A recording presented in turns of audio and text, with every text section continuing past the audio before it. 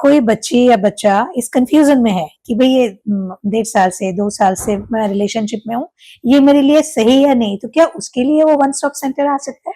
देखिए, अगर वो आएगा तो हम डिनाई नहीं करेंगे।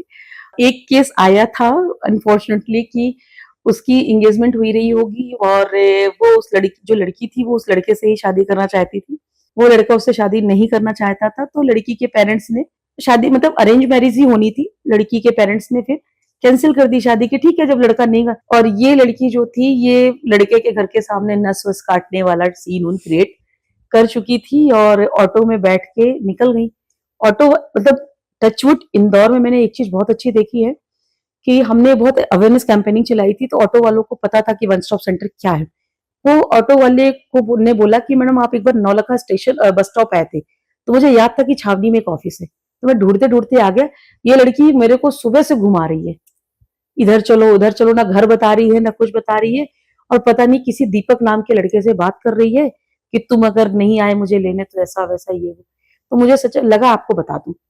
लकीली उस दिन 7-8 बज गए थे शाम को, मैं भी बैठी थी ऑफिस में। हमारे यहाँ काउंसलिंग चली रही थी। जब वो आई तो हम लोग उसको फिर प्यार से बात-वात किए, तो वो मेरे सामने क्या बोलती है कि वो उसका हस्बैंड है, वो उसको छोड़ दिया है।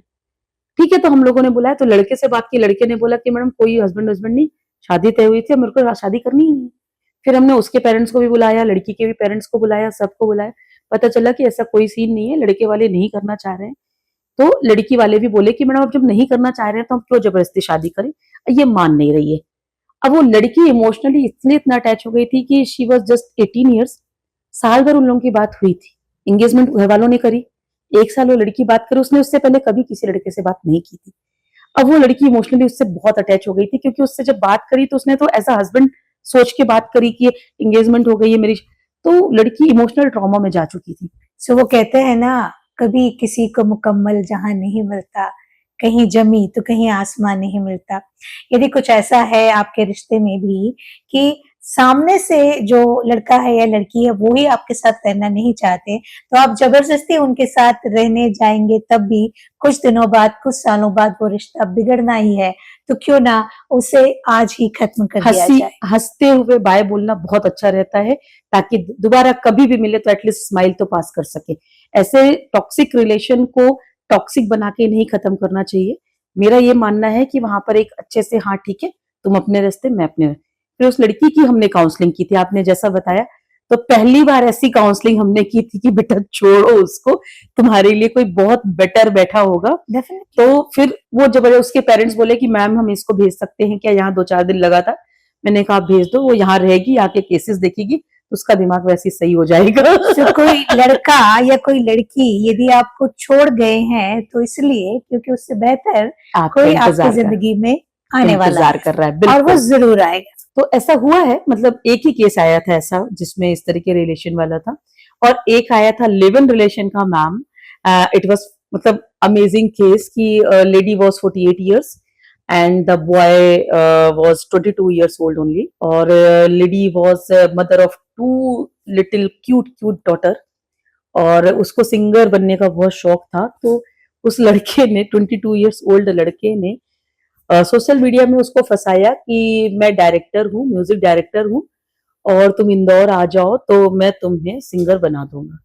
और अपने आप को उसने म्यूजिक डायरेक्टर और रिटायर्ड लेफ्टिनेंट बताया कि मैं लेफ्टिनेंट था पहले और मैंने छोड़ दिया है आर्मी, तो मैं अब यहाँ पे रह रहा हूँ। और जब वो लेडी इंदौर आई तो पहले तो वो यही सोची कि हाँ रिटायर्ड वीआरएस लेके लेफ्टिनेंट है, ठीक है अपनी पढ़ाई कर रहा है, कुछ कर रहा है। तो धीरे धीरे उनके बीच में रिलेशन हो गए।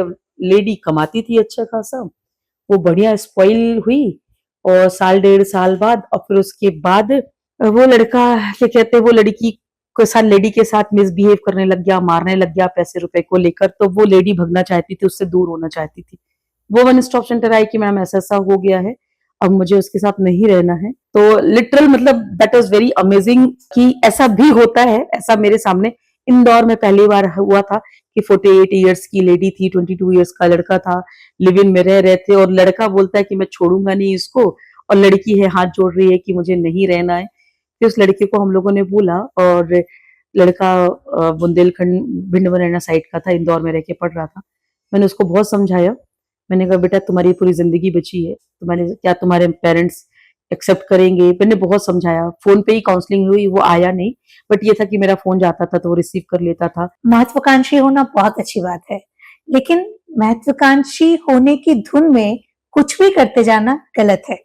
दूसरी बात, जो रिश्ता शुरू ही झूठ से हुआ है, उसे खींचकर आप कहां तक ले जा सकते हैं?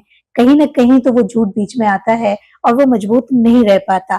तो जैसे ही आपको पता चल गया है कि इस रिश्ते की बुनियाद ही झूठ पे है, तो हमारा ये कहना है कि उससे दूर हो जाना ही बेहतर उपाय है।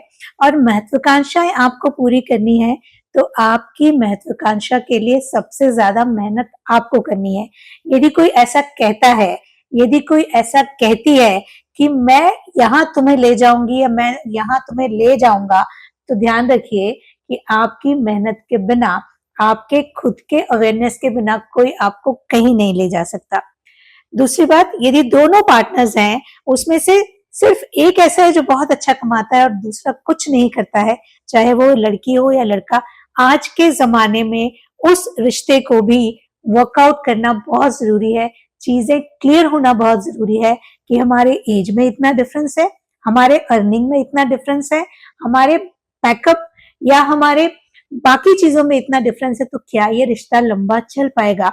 यदि आप पहले ही इस तरह की बातें कर लेंगे, तब तो संभव है कि आप उस रिश्ते को कहीं ले जा पाए, वरना वो कहीं ना कहीं इस तरह के काउंसलर के पास या वन स्टॉप सेंटर्स में जाकर बात करने के लायक ही रह जाएगा। बिल्कुल मैम, आपकी इस बात पे मैं बोलूंगी, जो कल्चरल डिफरेंसेस होते हैं रिलेशन में, वो बहुत इंपॉर्टेंट रोल प्ले करते हैं।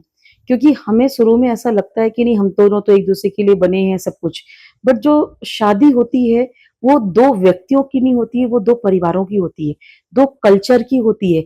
अगर इतना डिफरेंस है कल्चर में तो एक्सेप्टेंस नहीं होती है, और उस एक्सेप्टेंस को ना होने पर लड़की तो ये सोच के आती है कि लड़का तो मुझे बहुत अच्छे से जानता है, बट वही बॉयफ्रेंड जब हस्बैंड बनता है तो वो सबसे पहले बेटा होता है, भाई होता है, हस्बैंड बनने के बाद वो हस्बैंड का रिलेशन बहुत लास्ट में आता है, और सबसे पहले वो बेटा होता है। उसके लिए अपनी माँ का कहना बहुत इंपॉर्टेंट होता है।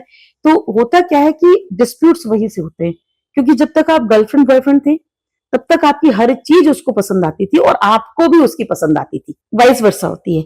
आप भी उसकी कमियों को ढकते थे, वो भी आपकी कमियों को ढकता था। लेकिन अब आप क्या एक बहू बन गए हो, एक पत्नी बन गए हो, आपके साथ रिस्पॉन्सिबिलिटी बढ़ गई है, तो आपकी जो वो फ्रीडम थी जब आप सिंगल थे और अब आप जब फैमिली में हो तो वो नहीं रह जाएगी।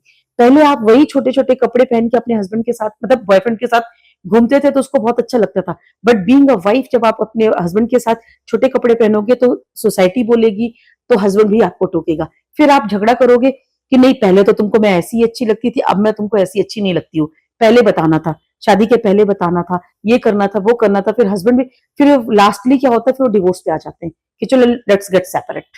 तो होता क्या है कि लव मैरिज में इसीलिए बहुत इंपॉर्टेंट हो जाता है आपको ये देखना कि शादी के बाद भी क्या सामने वाला, सामने वाली की फैमिली आपकी कल्चर, आप जो हो उसको एक्सेप्ट करने के लिए रेडी है। तो चाहे लव मैरिज करें या अरेंज मैरिज करें, जब आप किसी नए रिश्ते में जाते हैं तो जिम्मेदारियां पड़ती हैं और बहुत सारी ऐसी बातें होती हैं जिन्हें मनवाने के लिए आपको सामने वाले पार्टी की भी बहुत सारी बातें माननी होती है। यदि आप उसके लिए तैयार हैं तो ही नए रिश्ते में जाएं। बिल्कुल, मैं यहाँ पर आपकी बातों को एक बात बोलूंगी, मेरे यहाँ जब भी काउंसलिंग के लिए आती है ना वुमेन, अब आप इसको जो चाहे वो नेगेटिव भी ले सकते हैं, बट ये मेरी तरफ से मेरा पॉजिटिव पॉइंट है, ये मेरी बहुत बड़ी पॉजिटिव ताकत है कि एन कीन प्रकार अपनी बातों में अपनी फैमिली की सहमति लेना।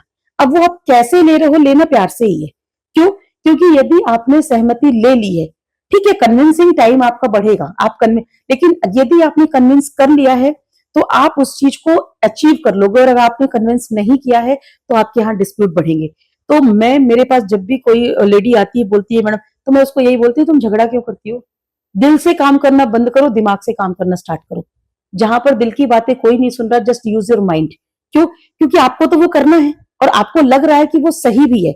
अगर वो सही है, आपको करना है, तो आप उसको कन्विंस करो, अपनी फैमिली को कन्विंस करवाओ। मैं लिटरल बताऊं, मुझे ऑफिसर बनना था, मेरी मदर इन लॉ को बिल्कुल पसंद नहीं था वर्किंग, उन्होंने डे 1 पे ही बोल दिया था कि हमें काम करने वाली बहू नहीं चाहिए। शादी के समय पहली बार देखने आई थी, उसी दिन बोल दी थी कि हमको काम करने वाली बहू नहीं चाहिए। तो मैं बड़ा सोचती थी कैसे करूं, तो मैं बस इधर उधर घूमती रहती थी कि हाँ शायद मम्मी का मन बन जाए, शायद मम्मी का बन जाए। मैंने लड़ाई झगड़ा करके नहीं किया, मैंने हस्बैंड को कन्विंस किया, फिर मैंने हस्बैंड के ऊपर डाल दिया कि आप मम्मी पापा को कन्विंस कर लो। सो यदि आप जिंदगी में कुछ अच्छा करना चाहते हैं तो उसके बहुत सारे तरीके हैं। You need to be diplomatic, yes, you need to be peaceful, yes, you need to think about कि ये मेरा ही परिवार है और इसको कन्विंस किया जा सकेगा प्यार से, बिल्कुल, समझदारी से, बिल्कुल, और थोड़ा सा प्यार और समझदारी, क्योंकि हम बहुत सारा प्यार किसी और से उम्मीद कर रहे हैं तो आपको वो देना भी पड़ेगा। जो आप देते हैं वही लौट के वापस आता है, और यहाँ तो इंसानों की बात है, परिवारों की बात है। तो एक परिवार आप चाहती हैं कि वो आपको बहुत प्यार करे, तो क्या आप उतना ही प्यार उन्हें देने के लिए तैयार हैं, तो वो जरूर लौट के आप तक वापस आएगा। और ये वंचना जी नहीं बोल रही हैं, जो 11,000 से ज्यादा केसेस इन्होंने डील किए हैं, बिल्कुल। ये आवाजें वहां से आ रही हैं। एक चीज बस यहाँ पे और ऐड करना चाहूंगी, फैमिली में जब हस्बैंड वाइफ के बीच की कोई भी बात हो तो लड़की की फैमिली को थोड़ा सा, बेटी की फैमिली को थोड़ा सा स्पेस देना चाहिए। अभी क्या हो रहा है कि देखिए लड़के की फैमिली तो इंटरफेयर करती ही करती है, आप इसको कुछ भी कहिए। हो सकता है आप मुझे बोलो कि ऑर्थोडॉक्स है, पढ़ी लिखी इतनी बड़ी अधिकारी है, लेकिन बातें वही पुराने जमाने की कर रही है। लेकिन हमारी सोसाइटी आज भी पैट्रियार्कल है, आज भी हमारे यहाँ बेटी ही डोली में चढ़ के लड़के के घर जाती है, लड़का नहीं आता है। तो जब आप दूसरे के घर जा रहे हो, वो पहले दूसरे का ही घर होता है, उसको अपना बनाना पड़ता है। और जब अपना बनाना पड़ता है तो मैम मैं लिटरल आपको बताऊं कि वहां पर आप छोटी छोटी बातें अपनी मम्मी को फोन करके बताओगे तो आप उस फैमिली को एक्सेप्ट नहीं कर पाओगे। आपको अपनी चीजें, वो क्योंकि वो आपका परिवार है, आपके साथ जो हो रहा है, हाँ मारा जा रहा है, आपके साथ बहुत गलत किया जा रहा है, आपको दहेज के लिए प्रताड़ित किया जा रहा है, वो गलत है, उसको नहीं सही है। लेकिन छोटी बात है कि आज मेरे यहाँ बाई नहीं आई है तो मेरे को झाड़ू पोछा लगाना पड़ा। यार कौन नहीं लगाता है अपने घर में झाड़ू पोछा? मैं इतनी बड़ी अधिकारी हूँ, मेरे को मेड नहीं मिल रही है तो मैं भी लगाती हूँ। मतलब कोई भी ऐसा पर्सन नहीं होगा जिसके घर में मेड नहीं आ रही है, तो कितना बड़ा भी कलेक्टर हो, कितना बड़े भी पद पे बैठा हो, ये गंदगी में तो नहीं रहेगा ना, खुद ही करेगा। तो ये छोटी सी बात कि आज मेड नहीं आई तो मुझे झाड़ू पोछा लगाना पड़ा, मुझे खाना बनाना पड़ा, मैं तो थक जाती हूँ, ये बातें अपने मायके में डिस्कस करने की नहीं होती है। ये छोटी छोटी बातें क्या होती है ना, ईगो क्लासेस करवाती है। और यदि मैं सभी पेरेंट्स को भी ये रिक्वेस्ट करूंगी, यदि आपकी बेटी आपसे ये सब डिस्कस करती है तो प्लीज आप उनको समझाइए कि बेटा सबको अपने घर का काम करना पड़ता है, ये छोटे मोटे काम है। पुराने जमाने में देख लीजिए, हमारी मम्मी लोगों ने नहीं किया, क्या किया है? ठीक है, आज हम वर्किंग है, हमारे पास मेड है, नहीं कर रहे हैं। या फिर पुराने जमाने में मम्मी के घर में अगर मेड लगी थी तो वो नहीं करती थी, लेकिन मेड नहीं आती है तो हम खुद का काम खुद करते हैं। कहने का मतलब सिर्फ इतना सा है कि आपके जो छोटे छोटे इश्यूज हैं ये आपको ही सॉल्व करना सीखना पड़ेगा, यदि आप चाहते हैं कि आपकी गृहस्थी बेहतर बिल्कुल। रोड पे जाए।